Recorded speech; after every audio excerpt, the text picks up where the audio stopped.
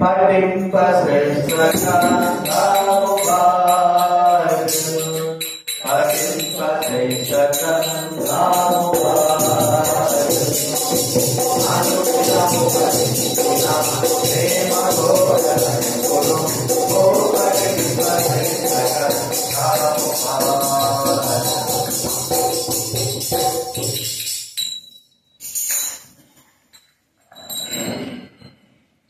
ప్రార్థన చేసుకుందాం. దేవుని వాక్యం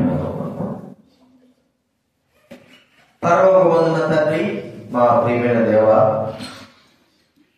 స్తుతులకు పాత్రుడవు, ఆరాధనకు యోగ్యుడవు, స్తుతి కీర్తనలకు పాత్రుడైన మా తండ్రి, యుగములు స్తుతించినప్పటికీ ప్రభా మీ నామ కీర్తన ఎంతో గొప్పతనం బట్టి ఉన్నారు. మీ కుమారుడు మా కొరకై చేసిన బలియాగాన్ని గుర్తు చేసుకుని మిమ్మల్ని స్తుతించి మహిమపరిచి కనపరుస్తూ వచ్చారు. ప్రభా ఎంత గొప్ప ప్రభా, మరి సహాయం బాగా చేశారు, మమ్మల్ని రక్షించారు, మమ్మల్ని కాపాడారు. అందుబాటు స్తోత్రాలు. ఈ 11వ మాసం 2వ ఆదివారం మమ్మల్ని చేర్చినందుకు మీకు కృతజ్ఞతాస్తుతులు చెల్లిస్తా ఉన్నాను. సహాయం చేయండి ప్రభు. వాక్యం ద్వారా మాట్లాడడం మేము మిమ్మల్ని స్తుతించి ఆరాధించి కనపరచు మీ కృపను దయచేసి మనం చేస్తూ రావాల్సిన వారు తీసుకురండి. భయము భక్తి మాకు అనుగ్రహించాలి. ఇది ప్రభు ఆత్మ సంబంధమైన దేవాలయం, ఆత్మ సంబంధ బడిగా ప్రభు ఉంటుండగా భయము కలిగిన వారుగా మీ వాక్యం మిమ్మల్ని స్తుతించే విధంగా చేయండి.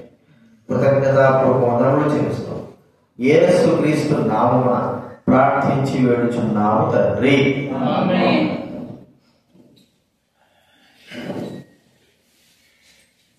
ఆరాధనలో ప్రవేశిస్తున్నాము. దేవుడి వాక్యంలో నుండి నిర్గమాకాండ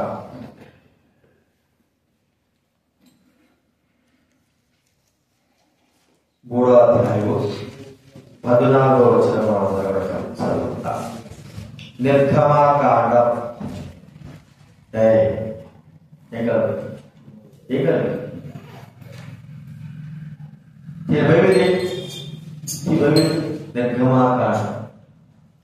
3వ అధ్యాయం 14వ వచనం మనందరం కూడా కలిసి చదువుతున్నాం. దైవగ్రంథం ఉన్నవారు గట్టిగా గంభీరంగా చదువుతారు.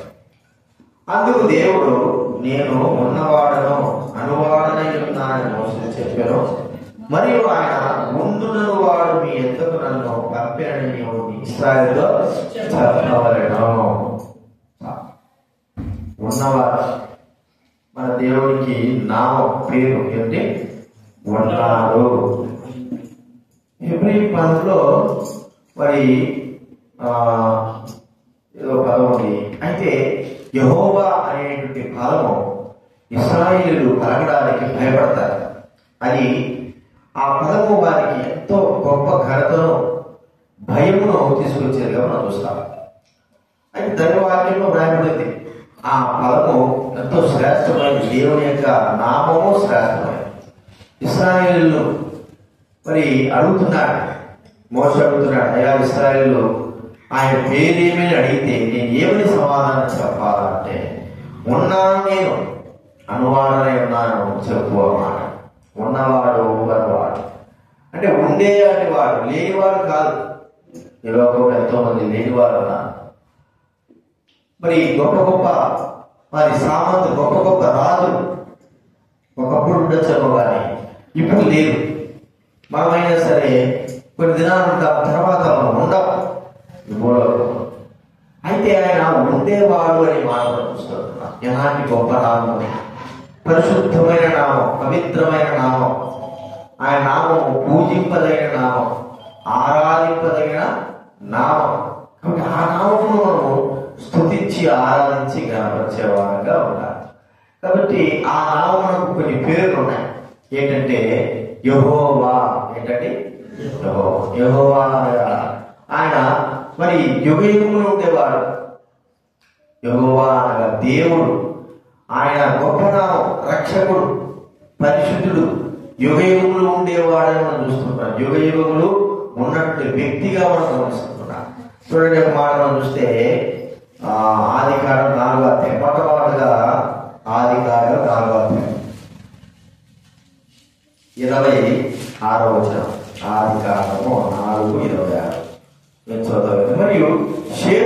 కూడా కుమారుడు పుట్టెను, అతనికి ఎనోషు అని పేరు పెట్టెను. అప్పుడు యెహోవా నామమున ప్రార్థన చేయుట ఆరంభమైంది. దేవుడు తన పేరు బయలుపరుచుకున్నటువంటి ఏంటంటే యెహోవా, ఇది గొప్పది.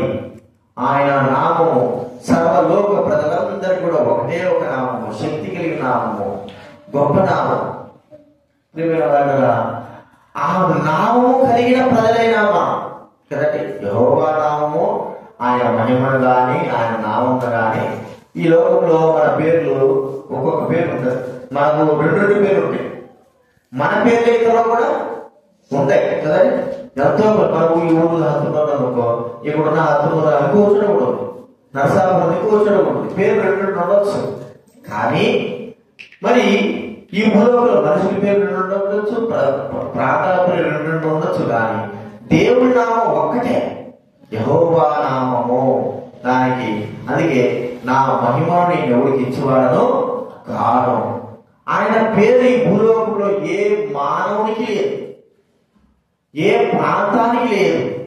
అంత గొప్ప నామము కలిగిన వాడుగా చూస్తా ఉంటున్నాం. యుగయుగములు ఉండేటువంటి వ్యక్తి. ఈ నామము కలిగిన వాడు మనకు తన పేరు పెడుతున్నాడు కదండి. తన నామము మనకివ్వడం.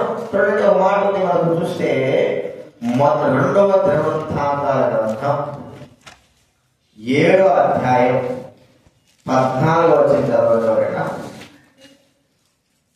2వ దినవృత్తాంతాల గ్రంథం 7వ అధ్యాయము, నా పేరు పెట్టబడిన నాజుడు, నా పేరు పెట్టబడిన నాజుడు అంటే యెహోవా నామము పెట్టబడిన యెహోవా ప్రజలు కదండి. యెహోవా ప్రజలు. 2వ దినవృత్తాంతాలు 7వ అధ్యాయము 14. యెహోవా ప్రజలు. ఇంకా వాళ్ళేమంటున్నారు చూడండి. ఇక్కడ మనం చూస్తే యిర్మీయా గ్రంథం 14వ అధ్యాయం 14వ 9వ వచనం. యిర్మీయా గ్రంథం 14వ అధ్యాయము 9వ వచనం. 14 సూర్యుడు ఉన్నావు యెహోవా, నీవు మా మధ్యనున్నావే, మేము నీ పేరు పెట్టబడిన వారు. మన పేరు ఏ పేరు? యెహోవా, దేవుని యొక్క కుమారులు, బిడ్డలు అనేటువంటి పేరు మనకు. ఆయన పేరు మనకు కలిగింది. వీరు ఎవరండి? ఈ సమాజం అంతా ఎవరంటే వీరు యెహోవా దేవుడి ప్రజలండి, యెహోవా దేవుడి నామము కలిగిన ప్రజలండి అని మనం చూస్తాం. యెహోవా దేవుడి నామం అంటే ఆయన నామము లోకంలో దేనికి పెట్టలేదు, కానీ తన ప్రజలైనటువంటి మనకు తన నామము మనకు అనుగ్రహించారు కదండి. వీళ్ళు ఎవరంటే దేవుని బిడ్డలు. ఏ దేవుడు? యెహోవా దేవుడు. ఏ దేవుడు అంటే యేసు ప్రభువు. యేసు ప్రభు కుమారులు, కుమార్తెలు. గంగమ్మక వాడు ఇచ్చే అదులే తాకొద్దు, ఇప్పట్లో తాకు ఈ నవ్వుతుంది మళ్ళా. దేవుడి వాక్యం వినడానికి ఉండబట్టి మనలో బుద్ధి లేకపోతే ఏ మనసులో సార్. మీరు కూడా ఇవ్వద్దు, అసలు పిల్లలు ఎవరికి ఇవ్వద్దు చెప్తున్నా. మీ దగ్గరే ఉండాలి మందిరం అయిపోయిన వరకు. దేవుని ప్రజలు. ఇంకా ఏమంటున్నాడు చూడండి, యిర్మీయా గ్రంథం 15వ అధ్యాయం 16వ వచనం. యిర్మీయా గ్రంథం 15వ అధ్యాయము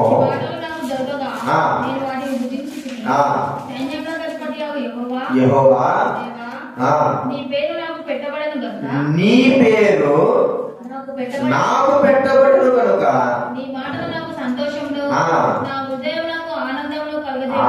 నీ పేరు మాకు ఏమైపోయిందండి? పెట్టబడింది. చూడండి, దేవుడు యెహోవా నామం కలిగిన ప్రభు, పరలోకపు దేవుడు, పరలోకపు తండ్రి. దేవుడి గురించి తెలుసుకోవాలంటే మన జ్ఞానము, మన వివేకం సరిపోదు. మన ఒకటే దేవుడు, పరలోక యెహోవా దేవుడు తండ్రి. ఆయన కుమారుడు ప్రభువైన యేసుక్రీస్తు వారు, పరిశుద్ధాత్మ, ఆయన ఆత్మ, పరిశుద్ధాత్మ, వీరు ముగ్గురు ఒకటే. అంతే. మనము అత్యధికంగా లోతుకు పోయి ఆ దేవుడు ఎవరు, ఈ దేవుడు ఎవరు, ఈ దేవుడని చెప్పేదానికంటే మాకున్నవాడు ఒక్కడే, ఆయనే ప్రభువు, మా తండ్రి. ఆయన పేరుగా బైబిల్ గ్రంథంలో యెహోవా అని రాయడం. అయితే ఆయన పేరు మాకు కూడా పెట్టబడింది.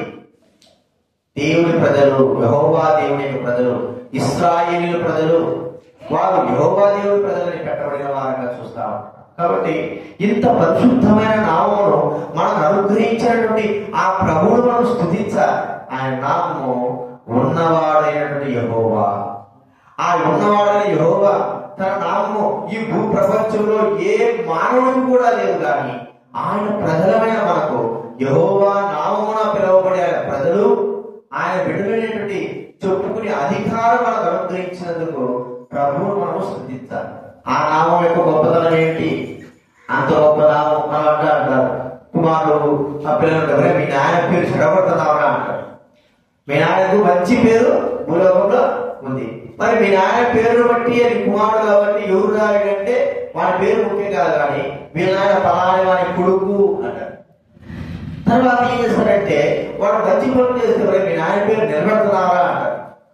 ఒకవేళ చెడ్డగా తిరిగితే మీ నాయనకు అవమానం చేస్తే మీ నాయన పేరు ఎట్టుంది, మీ నాయన ప్రఖ్యాతులు ఎట్లున్నాయి, ఇప్పుడు నువ్వు జీవించే జీవితం ఏంట్రా ఆయన.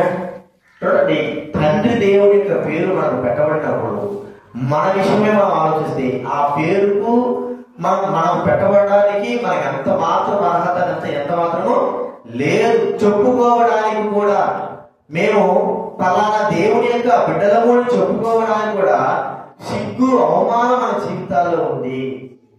ఎందుకంటే మన పాపాన్ని బట్టి మనము అలాంటి స్థితిలో ఉన్నామని మనం ఒకసారి గుర్తించుకోవాలి. అయినప్పటికీ కూడా నా ప్రజలు, నా బిడ్డలు అనే మాట ఆయన ఉపయోగిస్తా ఉంటున్నాడు.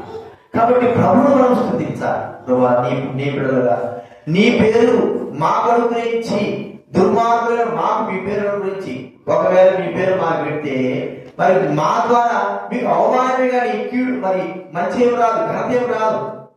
కానీ నా ప్రజలు నా పేరు వారికి నేను ఇస్తున్నారనేటువంటి ఆ గొప్ప సంతోషం మనం గుర్తించాలి. వాడారా ఆ గొప్ప సంతోషాన్ని బట్టే, ఆ గొప్పతనాన్ని బట్టి దేవుడు తన పేరు మనకు అనుగ్రహించిన ఆయన ఉన్నతమైన గొప్పవాడైనప్పటికీ తన పేరు మనకు పెట్టడానికి ఆయన ఇష్టపడ్డాడు. లోకంలో ఎవరికి కూడా లేదు. కానీ ఆయన తన ప్రజలు, యెహోవా దేవుని ప్రజలు అనే పేరు మనకు అనుగ్రహించినందుకు ప్రభువును స్తుతించాలి. అంత మాత్రమే కాదు, ఆయన పేరులో ఉండేదంటే జీవము, జీవము గల దేవుడు. యెహోవా జీవము కలిగిన వాడు. జీవం, ఏ జీవం ఇది? నిత్య జీవమైనటువంటి వ్యక్తి, నిత్య జీవం వ్యక్తి. చూడండి, జీవం లేని ఆ ప్రభు బ్రతుకున్నవాడు. బ్రతుకున్నవాడే దేనికైనా సరే జీవం ఇవ్వడానికి ఉంటాడు. చచ్చిన వాళ్ళలో జీవం లేదు, వారి జీవం ఇతరుడే ఎలా వెళ్తారు? ఇప్పుడు మనకు నాకు చలి ఒకటి గుర్తు ఏంటంటే, ఒక తల్లి బిడ్డను కన్న వెంటనే ఆ పల్స్ ఆడలేదు, చనిపోయే స్థితిలో ఉంటారు. చనిపోయే స్థితిలో అంటే పిల్లలను ఆ స్థితిలో ఉంటే ఏం చేస్తారంటే ముందు ఆ గుండెంతా నొప్పుతారు. ఆ పని చేయలేదనుకో తీసుకెళ్ళి ఆ అమ్మాయి యొక్క రొమ్ముల పైన పడుకోబెడతారు. అర్థమైంది మీకు? రొమ్ముల పైన పడుకోబెడితే ఆ రొమ్ము యొక్క స్పర్శ, ఆ యొక్క జీవము అనేది ఆ పిల్లలో వచ్చేగా చూస్తాం. చాలా మంది వచ్చేస్తారు. ఎందుకంటే ఆ స్పర్శ తగలంగానే అర్థమైందా, చచ్చినట్టుగా ఉన్న వాళ్ళు ఏమవుతారు? బ్రతికిన వారుగా అవుతారు. చాలా తల్లి విషయంలో డెలివరీ అయినప్పుడు అదే చేస్తారు, రొమ్ముల మీద పడుకోబెడతారు. ఎందుకంటే ఆ యొక్క స్పర్శ, ఆ యొక్క జీవము ఆ పిల్లవాళ్ళలో ఉన్నట్టుగా మనం చూస్తాం. ప్రియమైన వారు, జీవాధిపతి మన ప్రభు, ఆయన నామం ఏమిటంటే జీవాధిపతి. ఏమి ఆయన జీవాధిపతి అంటే ఆయన మనకందరికీ కూడా జీవమును సమృద్ధిగా అనుగ్రహించేవాడు. జీవం కలిగేవాడు కాబట్టి జీవించేటువంటి మనకు నిత్య జీవము మనకు అనుగ్రహించాడు. చూడండి, యోహాను సువార్త 10వ అధ్యాయం. యోహాను సువార్త 10వ అధ్యాయం 10వ వచనం. హత్యను వచ్చును కానీ గొర్రెలకు జీవం కలుగుటకు, సమృద్ధిగా కలుగుటకు నేను వచ్చింది.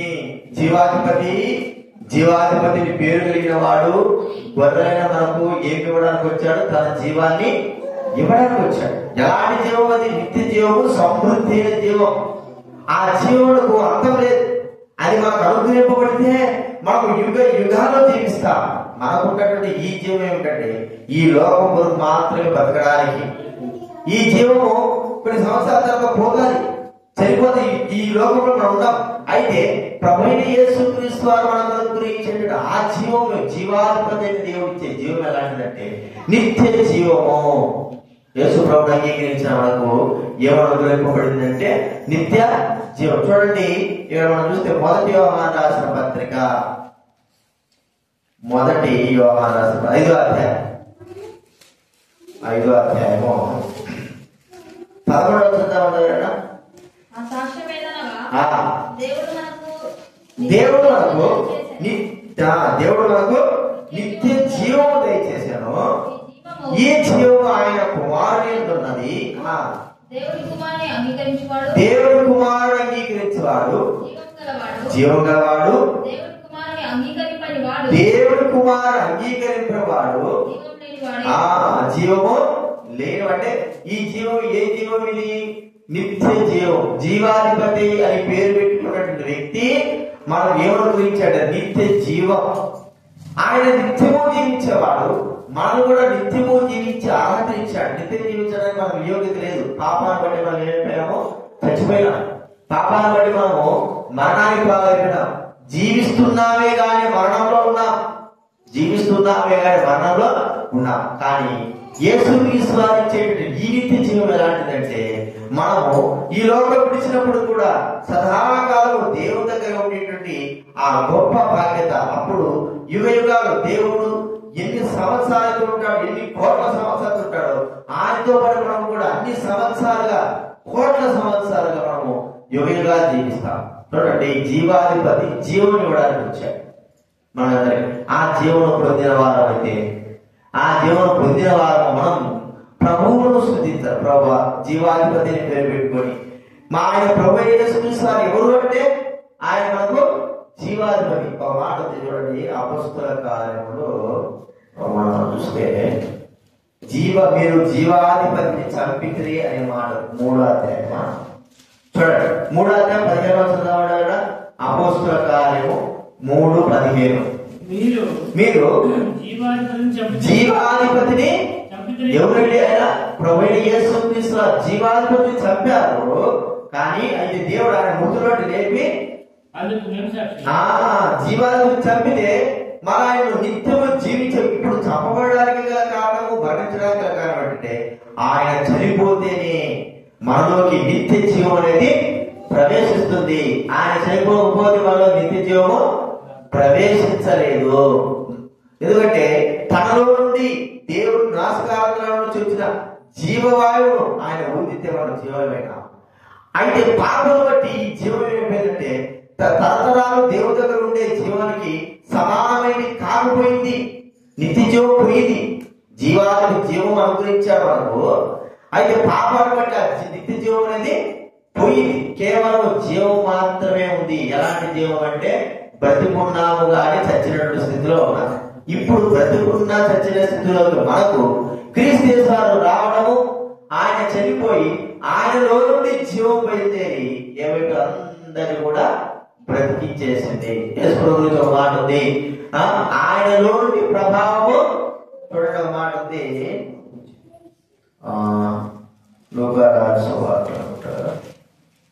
ఆయన నుండి ప్రభావం బయలుదేరి అందరినీ స్వస్థపరిచను. లూకా సువార్త చూడండి.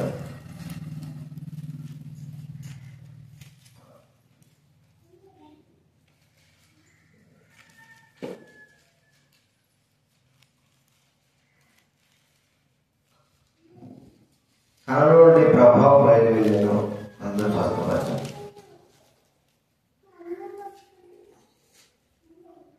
7:19.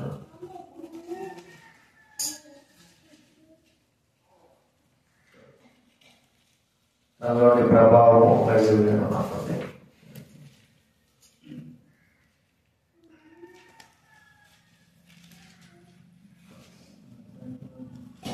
7.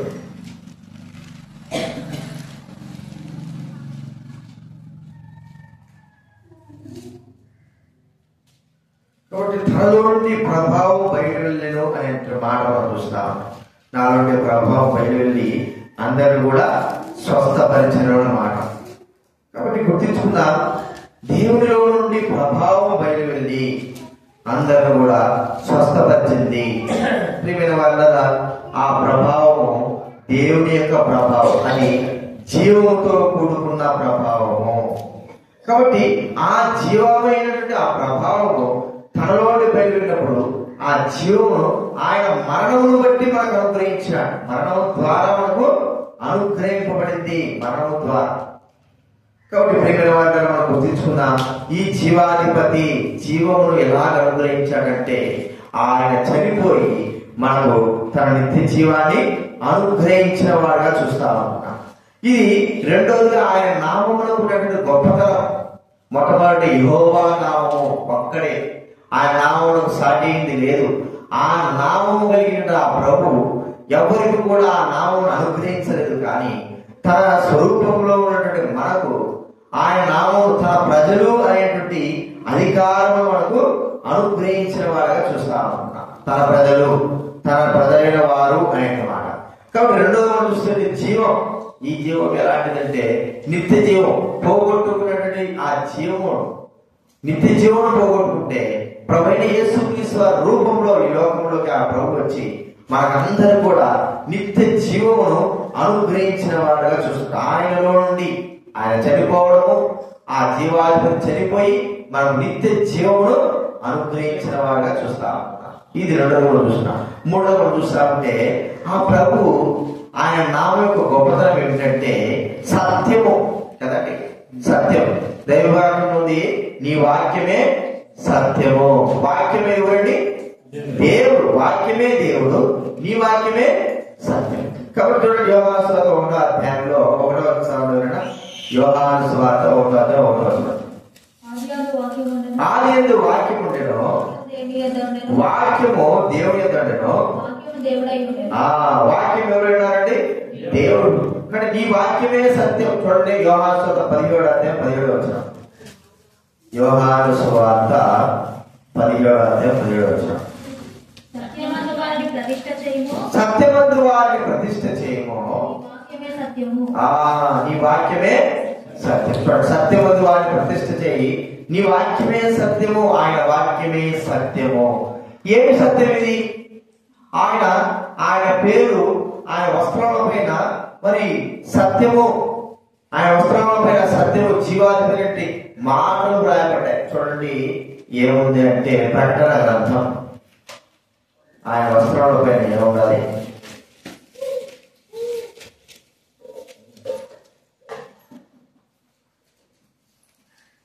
ఆయన వస్త్రాల పైన వ్రాయబడి ఉండేను. 16వ అధ్యాయము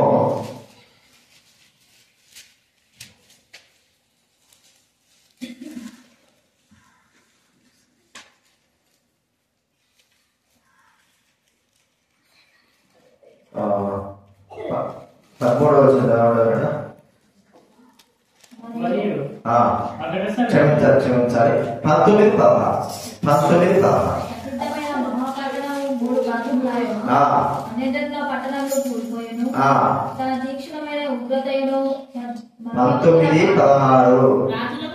రాజులకు రాజును ప్రభువులకు ప్రభువును అను నామము ఆయన వస్త్రముల మీదను తొడ మీదను రాజులకు రాజు ప్రభువులకు ప్రభు. సత్యము, సత్యము, ఆయన సత్యము అనేటువంటి మాట.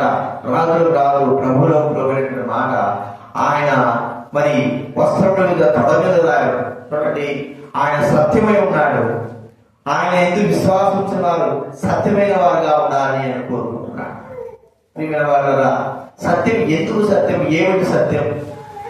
మరి అబద్ధంలో నుండి నిజంలోకి తీసుకురావడం.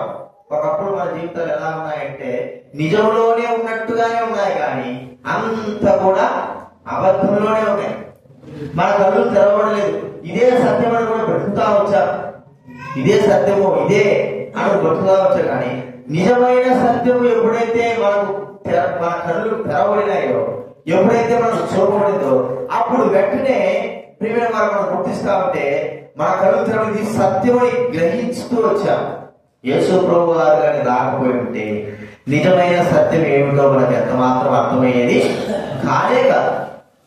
భూలోకంలో ఇప్పటికైనా సరే ఎంతో మంది ఎన్నో రీతులుగా అసత్యంలో జీవిస్తా ఉంటున్నారు, అసత్యంలో నడుస్తా ఉంటున్నారు. సత్యము అనేది ప్రభువైన యేసుక్రీస్తు వారిని గుర్తించలేకపోతున్నారు. ఈ సత్యాన్ని గుర్తించడానికి పెద్ద చదువులు అవసరమా, జ్ఞానం అవసరమా, ఉద్యోగాలు అవసరమా, ఆస్తులు అవసరమా? ఏం అవసరం లేదు. సత్యమును గ్రహించడానికి మనిషి ప్రభువు ఆ సత్యం గ్రహించడానికి ఎంతటి మాత్రమే ఆయన ఎందుకు విశ్వాసించిన వ్యక్తి నిజమైన సత్యం ఏమిటంటే ఈ దైవ వాక్యమే దేవుడే సత్యమని ప్రభువైన యేసుక్రీస్తు వారి దేవుడిని నమ్మి విశ్వసిస్తాడు. కాబట్టి ప్రేమేవారా ఆ సత్యమును అందుకే యేసుక్రీస్తు వారి మరి ప్రభువైన యేసుక్రీస్తు వారు కుమారుడు మిమ్మల్ని సర్వ సత్యంలోకి నడిపించును, సర్వసత్యంలో నడిపిస్తాడు. ఎందుకంటే ఆయన విశ్వాసం వచ్చినాం కాబట్టి సర్వసత్యంలోకి మనం నడిపించేవాడుగా చూస్తాం. కాబట్టి ప్రియమైన వాళ్ళ మన జీవితంలో జ్ఞానం చేసుకుందాం. మరి ఆయన మనల్ని సర్వసత్యంలో చూడండి మాట ఉంది. యోహాను 8:32 చదవండి. యోహాను 8:32 చాలు.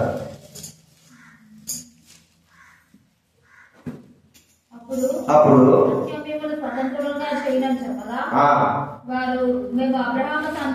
సత్యము స్వతంత్రులుగా చేయును. సత్యమేవుడు ప్రభువైన యేసుక్రీస్తు. ఇది నా మన జీవితంలో ఈ సత్యంలోకి రావడానికి గల కారణం. ఒకవేళ సత్యంలో లేకపోయి ఉంటే ఎన్ని ఆచారాలు, ఎన్ని పద్ధతులు, ఎన్ని కట్టుబాట్లు, ఎన్ని పరిస్థితులు ప్రియమైన వాళ్ళ దేవుని వాక్యము సత్యంలోకి రావడం ద్వారా ప్రజలలో ఉన్నటువంటి మూర్ఖ స్వభావం, ప్రజలలో మరి ఆ యొక్క ఆచార సంబంధమైనటువంటి మూర్ఖత్వం అన్ని కూడా తొలగిపోయినాయి. సత్యమే బయటికి రాకపోతే, సత్యమే ప్రజలు సత్యము మరి తెలుసుకునేట్టుగా దేవుడు చేయకపోయి ఉంటే ఈ దినానికి మన భారతదేశం కానీ ప్రపంచం కానీ చీకట్లో కటిక చీకట్లో ఉండేది. ఆ ప్రభువైన యేసుక్రీస్తు వారు సత్యము వెలుగుగా ఈ లోకంలోకి వచ్చాడు. ప్రియమైన వారి ఎలాగ ఉండింది ఈ ప్రపంచం అంటే చీకటిలో ఉంది. కానీ ఈ చీకటే ప్రపంచమే సత్యంలో కూడా బ్రతుకుతా ఉంది. చీకటిలో ఏం జరుగుతుందో తెలియదు. ఎప్పుడైతే సత్యమైన వెలుగు ప్రకాశించిందో వెలుగులోకి ఏం చేస్తారు చెప్పండి. చీకటిలో ఉంటే పాప సంబంధమైన ఎన్ని కూడా దొంగతనం కానీ, వ్యభిచారం కానీ, పాపం కానీ, మోసం కానీ, హత్యలు కానీ ఇవన్నీ కూడా చీకటిలో చేయడానికి ఇష్టపడతారు. ఆ సమయంలో ఎవరు చూడరు. ఉన్నట్టుండి ఆ సమయంలో మనం చేసేటువంటి సమయంలో నేను చేసేది బాగానే ఉంది అనుకున్న సమయంలో వెలుగు వచ్చిందంటే వెంటనే భయపడిపోతాం. ఎందుకంటే మనం చేసేది అసత్యము. వెలుగు ఏం చేస్తుందంటే నిజమైన సత్యాన్ని గుర్తించేటట్టుగా చేస్తారు. ఆ వెలుగే ప్రవేశిస్తారు, ఆ సత్యమే యేసుక్రీస్తు. ఇతర ఆ సత్యమును గ్రహించడానికి దేవుడు కృప చూపాడు. లేకపోతే చిన్న విషయమైనా సరే గ్రహింపు లేకోకుండా లోకంలో ఎంతమంది జ్ఞానులైన వారు ఉన్నారు, ఎంతమంది వివేచన కలిగిన వారు ఉన్నారు, లోకంలో పండితులైన వారు ఉన్నారు. కానీ ఒక చిన్న సత్యం వాళ్ళకి తెలియదు. ఈ చిన్న సత్యమే వాళ్ళకి తెలియకపోవడం వాళ్ళు ఎక్కడున్నారంటే చీకటిలో ఉన్నట్టే. తమకు తాము మాత్రము గొప్ప అన్ని తెలిసిన వారిగా ఉంటున్నారు. కానీ వారి కన్నుల్లో కనీసం మరి ఆ యొక్క సత్యం అనేటువంటిది లేకపోవడం ద్వారా, చూడలేకపోవడం ద్వారా ప్రియమైన వారు ఎంత నష్టం. మన వాళ్ళు ఏదైనా చదువుతా ఉంటే ఒక కోర్టులో ఏదైనా ఆర్డర్ ఇచ్చారనుకోండి, ఆర్డర్లో చదువుతా ఉంటే ఒక చిన్న స్పెల్లింగ్ మిస్టేక్ ఉన్నా సరే ఆ పదానికి ఏమైపోతుంది అంతా కూడా తప్పిపోతుంది. ఇప్పుడు వాళ్ళు చదువుతా అంటాము, ఏదైనా ఒక చదువుపోయి నువ్వు అనేది పోయి నా అనేవనుకో ఒక్క పదంతోనే ఎంత అర్థం పోతుంది. ఒకే ఒక పదం. మరి సత్యానికి అసత్యానికి ఎంత సంబంధం చెప్పండి. ఒక్క పదమే సత్యము అసత్యం. సాధిస్తే ఏమవుతుంది చెప్పండి. సాధు ఆదేస్తే అసత్యం ఒక్క పదమే. కాబట్టి లోకంలో సత్యమైనటువంటి యేసుక్రీస్తు తెలుసుకోవడానికి భూలోకంలో ఎంతో మంది ఉన్నప్పటికీ ప్రభువు ఆయన తెలుసుకునేటువంటి సత్య మార్గం నడిపించడానికి మన కన్నులు తెరిచి మనకు రక్షణ ఇచ్చి మానవసించి ఇదే సత్యమని గ్రహింపు చేస్తూ వచ్చాడు. వాళ్ళ లోకంలో ఉన్న వారందరికంటే సత్యం తెలుసుకున్న మనం ఎంతో ధన్యులమి. సత్యమైన యేసుక్రీస్తు అని ఎరిగినటువంటి మనం ధన్యులమి. ఆ మార్గంలో నడుచుకునే బాధ్యత మనకు అనుగ్రహించేందుకు, కళ్ళు తెరిచినందుకు మనం ధన్యులమైపోయినాం. లోకంలో ఉన్న వారికంటే గొప్పవారమే కాదు, కానీ ఆ సత్యం తెలుసుకునే మార్గం మనకు అనుగ్రహించేందుకు ప్రభువు మనము స్తుతించాలి. చివరిగా మనం చూస్తే ఆయన యొక్క నామం ఏమిటంటే పరిశుద్ధమైన నామం. పరిశుద్ధుడు. ఆయన ఏం పేరు? యెహోవా పరిశుద్ధుడు. మరి ఎంత గొప్ప పరిశుద్ధుడు, ఎంత గొప్ప పరిశుద్ధుడు అంటే ఆయనలో మచ్చ డాగు కనీసము మనం ఉంచుదామనుకున్నా కూడా చూడండి, ఒక మరి తెల్లటి పేపర్లో మనము భూతంత వేసి కనిపెడితే కనీసం దాంట్లో చిన్నటి మనకు కనబడేటువంటివి కూడా కనబడతాయి. తెల్లగా మనకు కనబడచ్చేమో కానీ దాని లోపల చిన్నటి కూడా ఉండొచ్చు. అయితే ప్రభువైన యేసుక్రీస్తులో మాత్రము ఆయన పరిశుద్ధతలో వేరెత్తి చూపించేటువంటి ఒక చిన్న తప్పు, పెద్ద తప్పే కాదు, చిన్న తప్పు కూడా లేదు. అందుకే ఆయన పరిశుద్ధుడు అని ప్రియమైన వారా, ఇంతటి పరిశుద్ధుడు మనకు తన పరిశుద్ధతలో పాలి భాగత్వం, పరిశుద్ధతను అనుగ్రహించేవాడుగా చూస్తున్నాం. ఏమిటి పరిశుద్ధుడు మనకు ఇచ్చింది బాగుంటే, పరిశుద్ధులమైన మనము అపరిశుద్ధులమైపోయిన, పాపాత్మమైపోయిన, మరి మోసగాలమైపోయిన ప్రియమైన వారా, ఆ పరిశుద్ధుడైన దేవుడు ఈ లోకానికి వచ్చి మన కొరకై అపరిశుద్ధుడుగా చేయబడి, పాపిగా చేయబడి, మన యొక్క రోగనంతా కూడా, మన పాపనంతా కూడా ఆయన తన పైన వేసుకొని, పరిశుద్ధుడైన దేవుడు భరించడానికి తన పైన వేసుకొని మన మనలో మనలో నుండి ఆ అంతటిని లాగివేసి, పాపాలంతటిని లాగివేసి మనని పరిశుద్ధులుగా చేయడం అని చూస్తాం.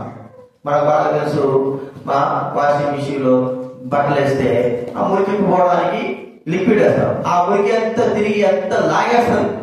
అయినప్పటికీ కూడా దాంట్లో ఏముంటుంది చెప్పండి, ఇంకా ఎంతో కొంత మురికి అనేది ఉంటుంది. కానీ యేసు ప్రభు యొక్క రక్తం ఏం చేస్తుందంటే మనల్ని కడిగి పరిశుద్ధులుగా చేస్తుంది. ఎట్లా చేస్తుందంటే ఇక మళ్ళా పాపం అనేది కనబడకోకుండా కడిగి పవిత్రపరుస్తుంది. సబ్బు పూసినంత మాత్రాన మనం శరీరం స్నానం చేస్తాము. స్నానం చేసిన తర్వాత మరి ఆ అంతరుతుంటా, ఒక్కోసారి సంకలు అవుతాం, ఒక్కోసారి చేరి వెళ్తాం, ఒక్కోసారి చేయుతాం. అర్థమైందా? కానీ ఎంత రుద్దినా కూడా మన శరీరంలో ఏముంటుంది? మట్టి. ఏదో ఒక విధానంలో మట్టి అనేది ఉంటారు, ఏదో ఒక విధానం. అంటే మనం ఇంతగా స్నానం చేసాం కదా, గంటల స్నానం చేస్తాం కదా అంటే 5 నిమిషాలకే వల్ల పట్టాడు. కానీ ప్రభువైన యేసుక్రీస్తులో ఎటువంటి అపరిశుద్ధత లేని ఆయన పరిశుద్ధుడు అని పేరు చెప్పినాడు కదా. నాలో పాపం ఉందని వీళ్ళు ఎవరు చెప్తారు? ఎవరు కూడా చెప్పలేరు, పోయినారు కూడా. ఇక్కడ ఇప్పటికీ కూడా ఎప్పటికి కూడా అంత పరిశుద్ధుడు ఏం చేశాడంటే మనల్ని కూడా పరిశుద్ధులు చేయడానికి కొరకై తనను తానే అర్పించుకొని ప్రియమైన వారు తన రక్తము ద్వారా మనకందరూ కూడా మరి పాప క్షమాపణ గురించారు. ఆ దినాల్లో ఎలా ఉండేదంటే మరి ఒక వ్యక్తి అపవిత్రుడైపోయాడు అనుకో, ఏదైనా సరే పెద్ద పెద్ద పాపాలు చేసేది కాదు, చిన్నగా ఏదైనా ఒక ఆ శవాన్ని తాగడము, లేకపోతే అపవిత్రుడు ఒక జంతువు తాగడము ఏదో చేశారనుకో, వెంటనే ఆ వ్యక్తి వెళ్ళి మరి బలి అర్పించేటువంటి స్థితి ఉండదు. కానీ తెలిసిన బీదవాళ్ళు ఉంటారు, కొంతమంది ఉంటారు, మాడికి గొర్రెలు మేకలు యాడ తీసుకోపోతారు. అందుకే ఏం చేశాడంటే యేసు ప్రభువు ఒక ఉంటే పరిశుద్ధ జలం, పాప పరిహారపు జలం అనేది ఒకటి ఉంటుంది. పాప పరిహార జలం అంటే ప్రజలందరి కొరకై ఒక పెయ్యను, ఒక కోడదూడను తీసుకొని దాని వ్యక్తమై దాన్ని చంపేసి దాని అంతా కూడా కాల్చి బూడిద చేసి ఆ బూడిదను మరి నీళ్ళలో కలిపి ఏం చేస్తారంటే అది పరిశుద్ధమైన జలముగా చదువుతారు. అంటే మనము తప్పు చేసిన తర్వాత మళ్ళా వెంటనే ఆ బలి అర్పించే స్థితి లేకపోయినప్పుడు మన పరిశుద్ధులు కావాలంటే ఆ జలమును మన పైన ఏం చేయాలా? చల్ల వెంటనే ఆ దానిని బట్టి మనకు పరిశుద్ధత కలుగుతుంది. చూడండి, కాబట్టి మన జలం ఏమిటి? మన మీద చల్లబడిన జలం ఏమిటంటే యేసు ప్రభు యొక్క రక్తము. ఆ రక్తము మన పైన ప్రోక్షించాడు ఆయన. అంతే. ఆయన రక్తం అంతా కూడా కార్చి ప్రతి మనిషి పైన కూడా ఆయన రక్తం ప్రోక్షించాడు. కాబట్టి అది ఎప్పుడైతే ప్రోక్షింపబడుతుందో వెంటనే మనము పరిశుద్ధంగా చేయబడుతున్నాం. ఇది మనుషులకు అసాధ్యమే కానీ దేవుడికి మాత్రం సాధ్యం. ఆయన మనల్ని పరిశుద్ధులుగా చేశాడు. పరిశుద్ధుడైన దేవుడు అందుకే బైబిల్ గ్రంథంలో రాకపోతే పరిశుద్ధులు అని చూడండి. కొన్ని విషయాలు ఎఫెసీ పత్రికలో పరిశుద్ధులు పరిశుద్ధులైన మానవ గ్రంథాలు మనం చూడవచ్చు. ప్రతి దాంట్లో కూడా పరిశుద్ధులు అనే మాట ఉండాలి.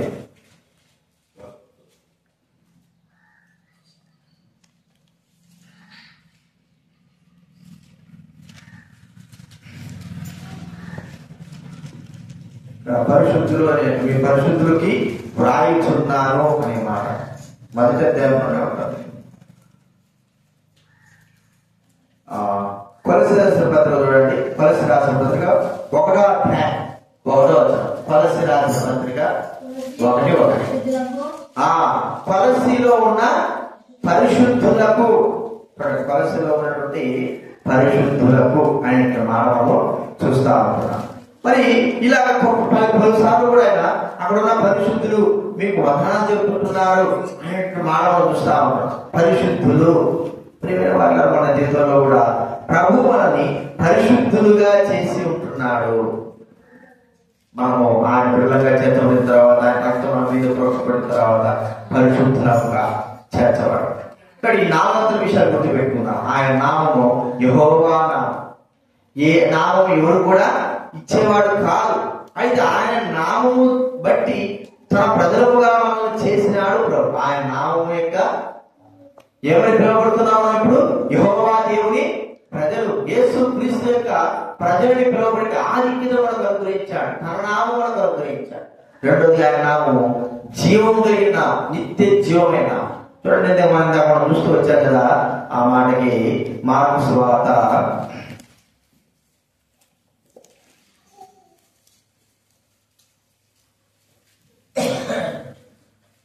'ఆయనలోని ప్రభావం బయలుదేరిన మాట. లూకా సువార్త 6వ అధ్యాయం 19 వచనం. లూకా సువార్త 6:19.